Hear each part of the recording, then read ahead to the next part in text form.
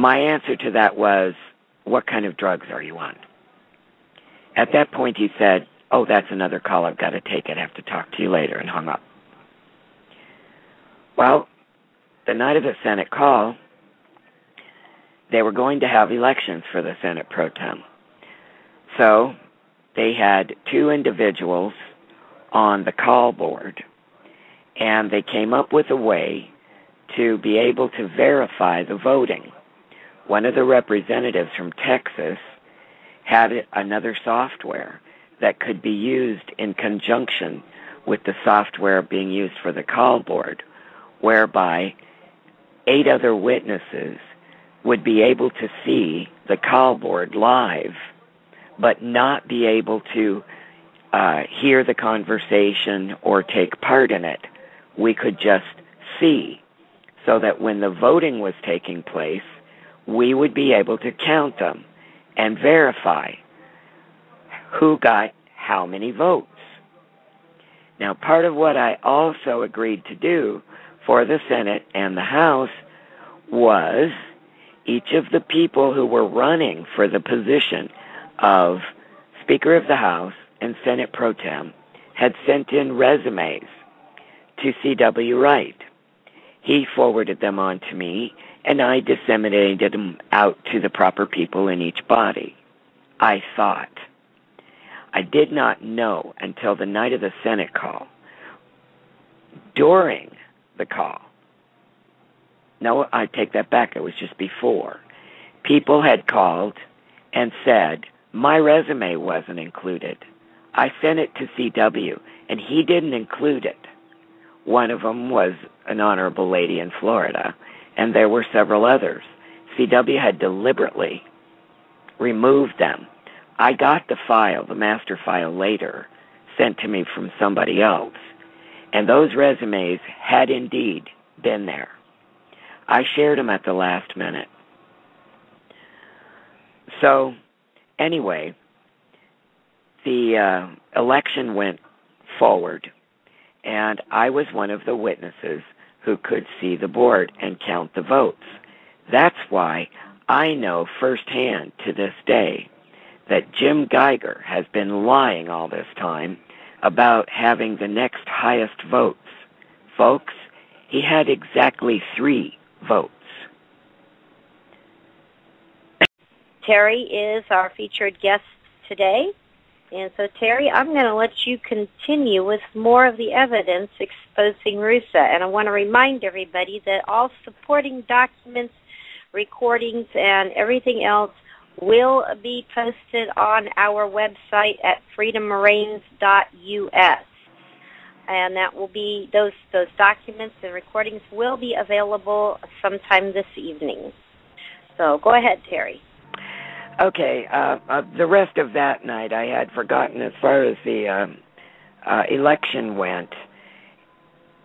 The reason I started to suspect that everything had been stacked, that there was a predetermined person that was supposed to win, was both because of not including some of the resumes and what Jim Geiger did after the election. It was Todd out of Illinois who was elected the Senate pro tem, and Geiger threw an absolute temper fit and said they had to have another election or recount the votes because it wasn't supposed to turn out that way. And so that was the end of the Senate call that night. The next night was the House call, where they were to conduct their election for Speaker of the House. Earlier in the day, C.W. Wright called me and asked me for the host code. Now, I told him I wouldn't give it to him, and he asked me why. And I said, well, I don't have the authorization to give it to you, and you have no business on the House of Representatives call. And he said, yes, I do. I'm the president of the Congress. I said, no, sir, you are not. According to our Constitution, you are the president of the Senate. And even then, you have no voice unless there is a tie vote or a treason or impeachment proceeding taking place. You do not have a right to get into the house call unless they invite you. And to my knowledge, they haven't. It was at that point he got rather angry, and he said to me, "Young lady, do you realize you're talking to the Vice President of the United States of America?" And I said, "I know exactly who I'm talking to. Do you realize you're talking to the Chief Justice of Georgia and that I don't work for you? And besides that, the whole thing is a moot point." He asked me why, and I told him, "I don't have the host code. I can't give it to you." So he asked me at that point who had it. I gave him the phone number for the guys who would be running the call that night. And remember, I wasn't on the call. That's why I didn't have the host code. I had no business being on it. So I figured everything was going forward nicely as planned, like it did the night before. I wasn't involved in counting the votes for the House. They had their own procedure set up that night. I sent out the call information to all of the representatives, and I was actually enjoying a nice evening watching an old movie when I got a phone call from the senator, a representative from Texas, saying somebody was demanding they let CW into the call on the host code. I called Turner. I shared with him what was going on, and he yelled at me, saying, "Give him the damn thing if he wants it." And he wouldn't listen at all to the fact that CW had no right to the host code, etc. I tried to explain to him that it was unconstitutional. He had no right butting in unless they invited him. I was being Skyped at the same time that they had also been invaded by Jesus Barrios. Somebody had three-wayed him in. And Barrios stated that Turner told him to be on every one of those Congress calls, Senate and Congress, to keep an eye on what was going on. I flat out asked Turner if he had done that. He denied it. So he told me to give him the host code. Again, I didn't have it. So I said, well, I'll relay the message, which I did. I told them in Skype, give him the host code. Let him in. Whatever it is you're going to do. I went back to watching my movie. Now, the Congress had actually done the job and accomplished all the tasks Turner had insisted on. But about 3 weeks before that, I had gotten a call from another friend of mine in North Carolina, and we'll call him John. He was an elected official, and he told me that there had been a secret meeting there with Turner and others. And after the meeting, Turner had gotten him aside and asked him for money. Over the previous weeks, there had been notices going out about a Utah jamboree being planned to promote the Republic, and all were invited. I asked him what Turner wanted the money for. And he said that Turner wanted the money to take or to get elected officials to Utah to convene the Congress. Now, this was weeks before any of these House calls took place, and all they were sending out was an announcement of a big celebration in Utah, not a plan to convene the Congress. But he approached my friend and asked him for money. I asked my friend, did he give him any? He said no. He's fleeced me for money before, and I'm done giving it over. So I didn't think much of that. I figured, well, now it's done. It's over. The Congress is under its own control, running its own congressional sessions, its own call board, etc. But then, the Tuesday after the Congress had gained control over their own business, there was another national call. This was a full 3 weeks after that meeting in North Carolina, where Turner admitted to my friend they had planned to take the elected officials to Utah to convene Congress. Well, on this call, Nathan Peachy claimed that he had had a sudden epiphany over coffee at breakfast.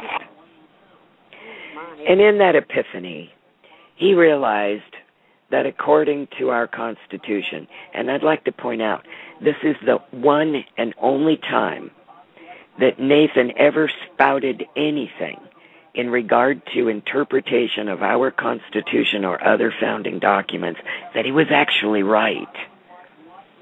In that he quoted where it says in the Constitution that only one representative and 2 senators were actually required from each of the states. Now remember, back in those days, we only had 13 states with very, very small populations. And the Constitution does say one representative per 30,000 people represented. And technically, in the Republic, they certainly didn't have 30,000 people total across the country, let alone in one individual state. So, that could actually apply. But what about the 10 representatives and 2 senators that had already been elected? What do you do with those? How do you choose? Which one is the one from each state? Well, that wasn't my problem. But I suddenly realized when he claimed that everything had been done wrong, everything had actually been done unconstitutionally, and they would have to get out to Utah that weekend.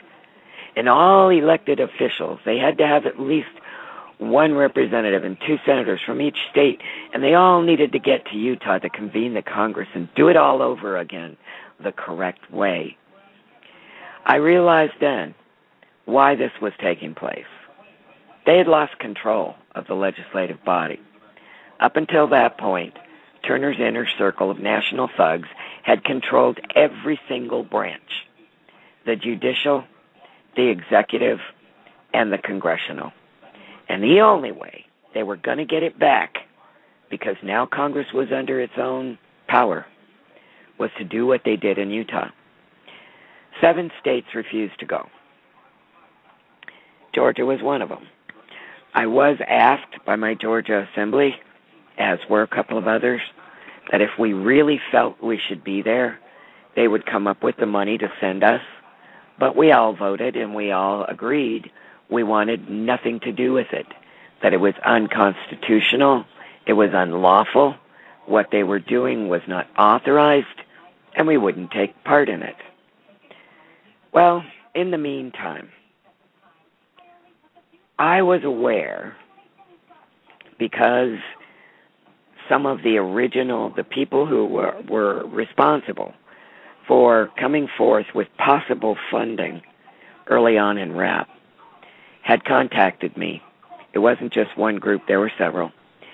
And I knew who they were, and I had gotten a hold of some documents about the involvement of both the unbroker and a gentleman by the name of Tamapuna, which is an abbreviation. His name is so long I can't even pronounce it. I certainly can't spell it. But he is not an American. He is a New Zealand citizen. He is also an international criminal. He is also a money launderer who works for the DOJ and George Bush and whoever else will pay his price. And he had been involved with Turner from the very beginning. And my friend, who had become my friend by that time, the unbroker, had tried on numerous occasions to warn Turner about this man's criminal background and what he was really up to, what kind of person he was. Turner chose to fire the unbroker and work with the criminal instead. Now, those emails, those conversations also are in the documents that you will be able to read after the show. Now, Tama at this particular time, mid-November of 2010,